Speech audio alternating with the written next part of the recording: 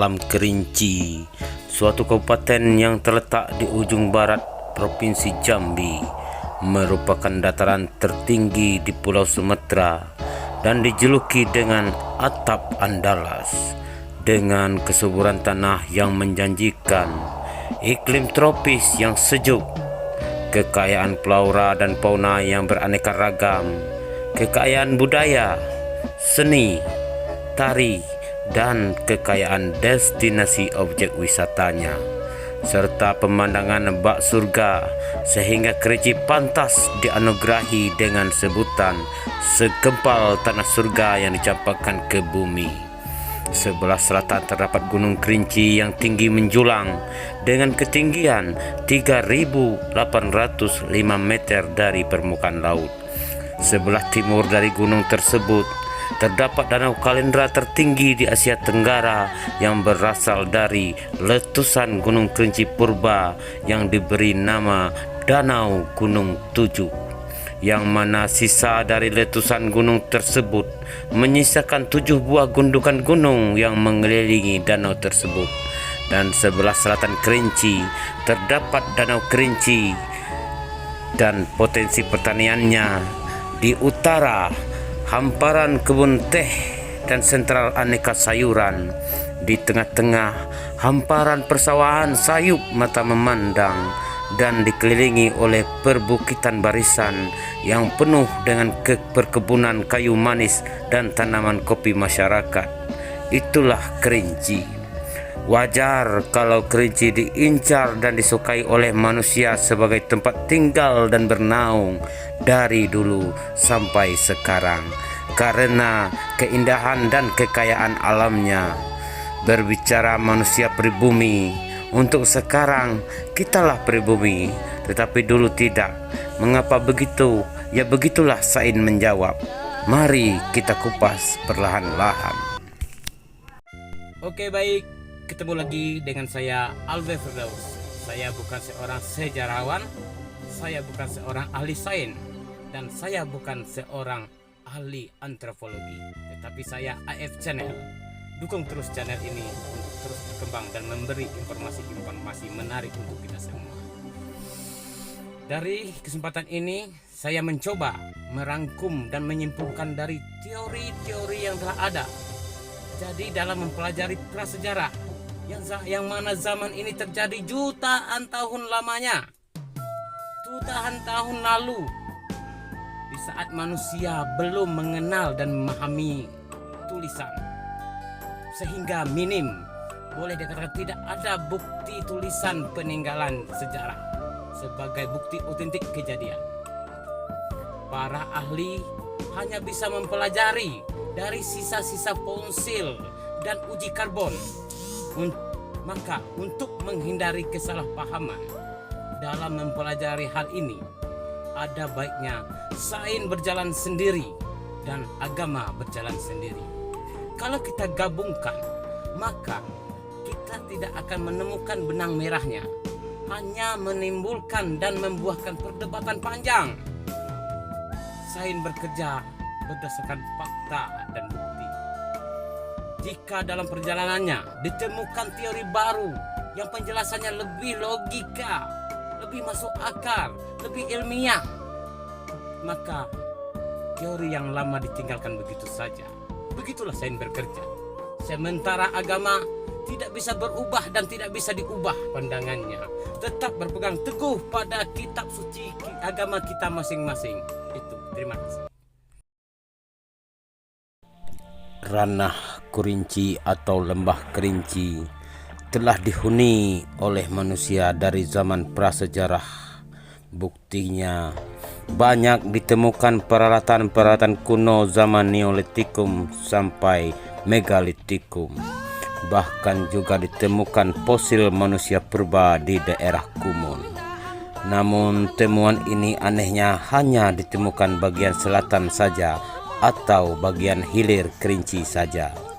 Kemungkinan pada zaman itu Gunung Kerinci masih terjadi erupsi sehingga tidak aman untuk dihuni. Apakah mereka nenek moyang kita? Belum tentu. Contoh, di tahun 1953 oleh Ralph Solinsky, ilmuwan dari Amerika, saat penggalian fosil manusia purba di Provinsi Arbil, Irak Utara. Suku Kurdi setempat memprotes karena dianggap menggali leluhur mereka. Kemudian dijelaskan bahwa ini Neanderthal, bukan leluhur nenek moyang manusia sekarang, tetapi mereka adalah spesies manusia yang hidup berdampingan dengan kita dan lalu mereka pun punah. Mengapa mereka punah? Itulah hukum evolusi. Yang mampu beradaptasi dengan lingkungan dengan baik, itulah yang bertahan. Dan ada juga terjadi kawin silang antara Homo sapiens dan Neanderthal. Buktinya, setiap manusia di zaman sekarang terdapat DNA Neanderthal setidaknya 1-4%, walaupun tidak banyak. Nah, di sini kebanyakan dari kita keliru mengartikan siklus evolusi manusia.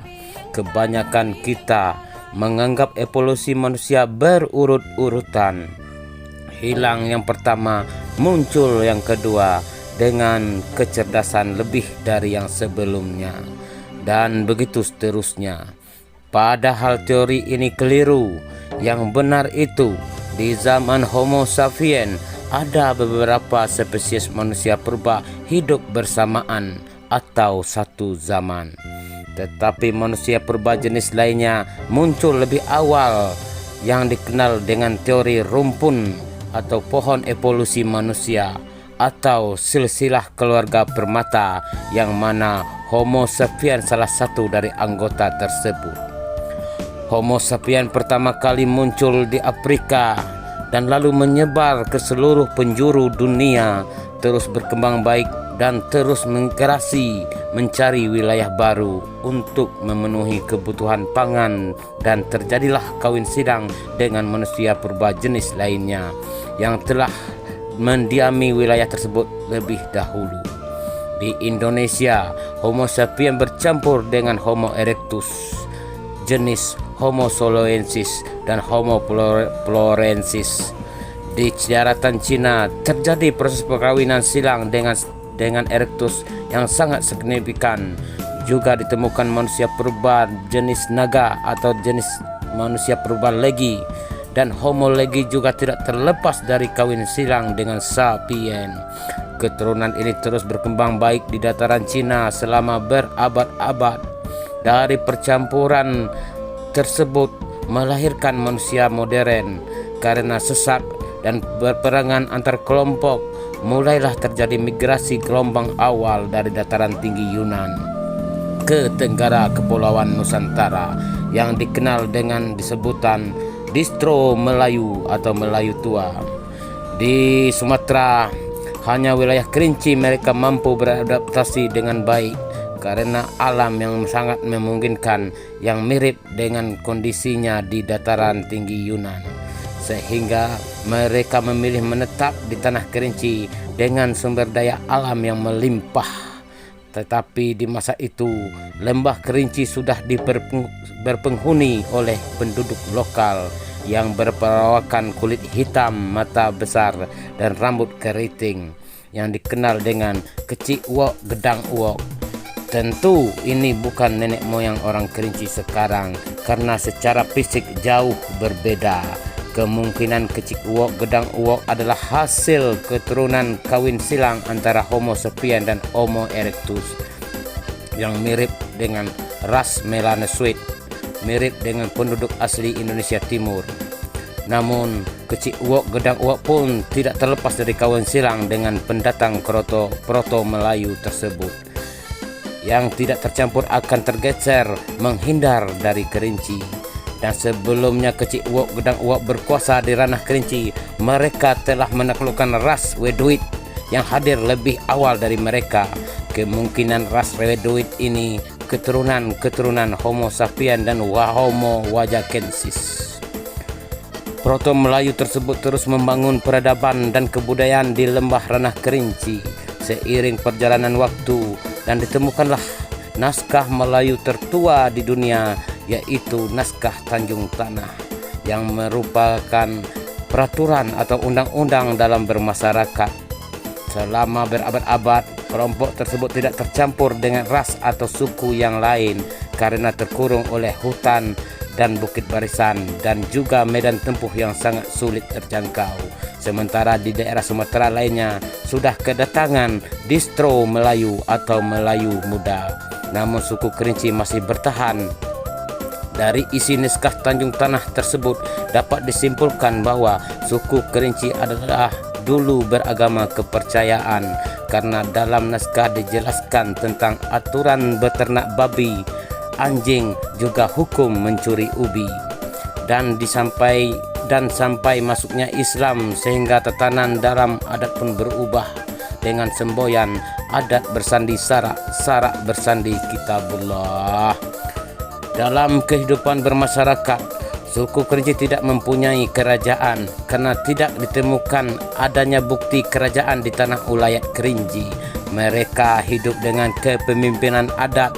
Kemunakan berajo pada mama, mama berajo ke ninik mama, ninik mama berajo kepada sarak, dan sarak berajo kepada kitabullah Al-Quran.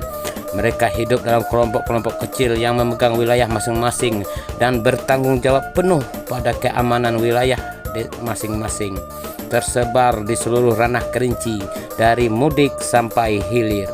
Dan suku Kerinci tidak pernah mendapat invasi atau serangan dari daerah manapun karena medan tempuh yang tidak memungkinkan.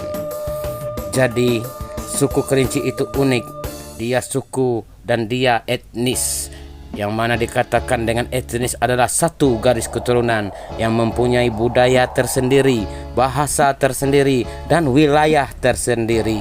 Dan berdasarkan bukti naskah Tanjung Tanah, benar adanya suku Kerinci adalah suku Melayu tertua. Juga suku Kerinci adalah sudah lama mengenal tulisan.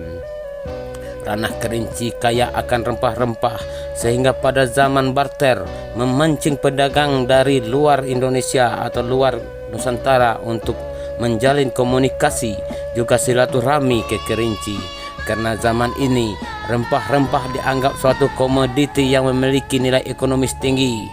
Bangsa India memberi nama daerah Kerinci karena mirip dengan salah satu daerah yang ada di India.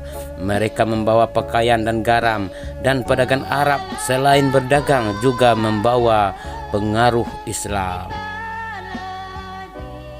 Dalam coretan dan celotehan ini tentu banyak kekurangan, karena kesempurnaan hanya milik Tuhan Yang Maha Esa dan kekilapan adalah milik kita manusia. Pada Tuhan saya minta ampun, pada manusia saya minta maaf. Sekian, terima kasih dan sampai ketemu lagi.